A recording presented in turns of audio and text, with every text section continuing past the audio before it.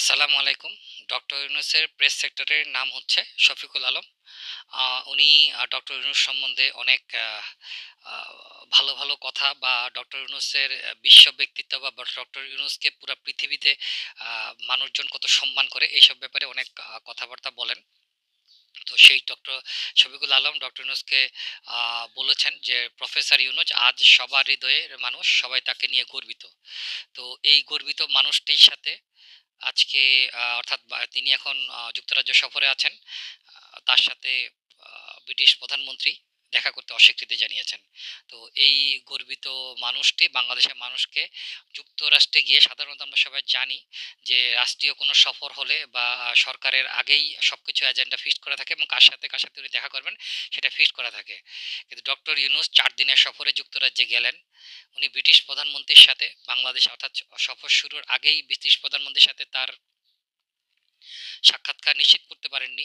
ওখানে গিয়ে উনি আবার চেষ্টা করলেন তার বিভিন্ন হয়তোবা বন্ধু-বান্ধবের মাধ্যমে।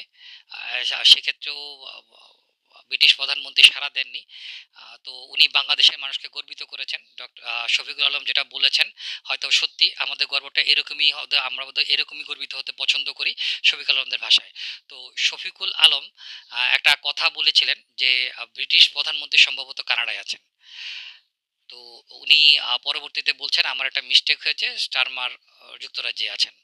তো একটা দেশের প্রধানমন্ত্রী আহ, কানাডায় আছেন, সেটা উনি যখন জানেন তাহলে ওনারা এই সময়টা কেন সফরটা ফিক্স করলেন? ওনাদের তো উচিত হয়নি এই সময় সফর যাওয়া, কারণ বাংলাদেশের রাষ্ট্রপ্রধান যাচ্ছেন, ব্রিটিশ প্রধানমন্ত্রীর সাথে তার সাক্ষাৎ হবে না, এটা কি করে সম্ভব? আসলে এই সফরটা ছিল ডক্টর ইউনূসের একটা ব্যক্তিগত সফর। উনি উনার ব্যবসায়িক স্বার্থে বাংলাদেশ সরকারের টাইটেল ব্যবহার করে, অর্থাৎ বাংলাদেশ সরকারের প্রধান উপদেষ্টার পদ ব্যবহার করে উনি ওনার ব্যবসাগুলো বাড়ানোর জন্য বিভিন্ন জায়গায় ঘোরাঘুরি করছেন। আর আমরা প্রয়াত না আসলে প্রাক্তন প্রধানমন্ত্রী শেখ হাসিনার ডক্টরেট ডিগ্রি নিয়ে আমরা অনেক মজা করতে শুনেছি লোকজনকে। আমরা যেই মজাটা করতে এখনো শুনিনি সেটা হচ্ছে যে পুরস্কার নিয়ে ডক্টর ইউনূসের মজা। ডক্টর ইউনূস পুরস্কার পেতে পছন্দ করেন এবং এটা উনি বিভিন্ন জায়গা থেকে বিভিন্নভাবে অর্থ দিয়ে হোক, ডোনেশন অর্থ বা ডোনেশন দিয়ে হোক বা যেভাবে হোক উনি পুরস্কার পেতে পছন্দ করেন। এবং উনি ব্রিটিশ রাজার একটা পুরস্কার নিতে উনি গিয়েছেন বাংলাদেশের সরকারের টাকা পয়সা খরচ করে, বাংলাদেশের মানুষের টাকা পয়সা খরচ করে। যাই হোক, এই শফিকুর রহমানের কথা বলছিলাম। তো শফিকুর রহমান সাহেব পরে জানতে পারলেন যে ব্রিটিশ প্রধানমন্ত্রী দেশেই আছেন, ওনার একটা মিস্টেক হয়ে গেছে ওনার কথাবার্তা বলা, কিন্তু ওনারা শত চেষ্টা করেও ডক্টর ইউনূসের সাথে ব্রিটিশ প্রধানমন্ত্রীর সাক্ষাৎকারের ব্যবস্থা করতে পারলেন না। যাই হোক, এখন পর্যন্ত আমরা যতটুকু জানি যে ডক্টর ইউনূসের সাথে ব্রিটিশ প্রধানমন্ত্রীর সাক্ষাৎকার হচ্ছে না। তো এরই মধ্যে আরো কিছু ঘটনা আমরা দেখলাম যে শফিক সাহেবকে আহ, যুক্তরাজ্যে বিভিন্নভাবে হ্যারাস করার চেষ্টা করা হচ্ছে। কেউ কেউ তাকে ডাকাত শফিক বলছে, কেউ কেউ বাটপার শফিক বলছে। তো এই শফিক সাহেব উনি আবার ফেসবুকে স্ট্যাটাস দিতে খুব পছন্দ করেন। তো উনি ওনাকে যারা গালাগালি করছে বা ডাকাত বলছে, বাটপার বলছে, তাদেরকে উনি তাদের উদ্দেশ্য করে উনি বলেন, ঘেউ ঘেউ করার জন্য পুরো ইউরোপ টুকাইয়াও মাত্র 20টা লোক পাইল না। তো আহ, যাই হোক, বুঝতে পারলাম যে শফিক সাহেব এটাকে নিজের হ্যাডাম দেখাচ্ছেন যে সারা ইউরোপ থেকে লোক জোগাড় করেও তারা শফিকের বিরুদ্ধে মাত্র 20 জন লোক কথা বলেছে, আর পুরা পৃথিবীর লোকজন শফিককে খুব ভালোবাসে এবং শফিক সাহেবের কথায় খুব আনন্দ পায়। যাই হোক, শফিক সাহেব এই কথাটা বলার মানেটা হচ্ছে যে লোকজন তাকে যেই সব কথাবার্তা বলেছে তার মধ্যে মাত্র 20 জন লোক কথাবার্তা বলেছে, আর বাকিরা কেউ তাকে বলেনি, সবাই তাকে মাথায় তুলে রেখেছে। তবে আমরা শফিক সাহেবকে বলবো যে উনি লন্ডনে হয়তোবা তার বিরোধী পক্ষের লোকজন 20 জন লোক, সারা ইউরোপটাকে 20 জন লোক পায় নাই। বাংলাদেশে যখন ওনাদের দলের লোকজন, এনসিপির লোকজন যায় তখনও তারা 20 জন লোক পায় না। সেটা ওনার স্মরণ রাখা উচিত। আর এই 20 জন লোক তাকে যে ডাকাত শফিক বা বাটপার শফিক বলে তাকে যে ভাইরাল করলো, সেটা কিন্তু সারা দেশবাসী আমরা দেখে ফেলেছি।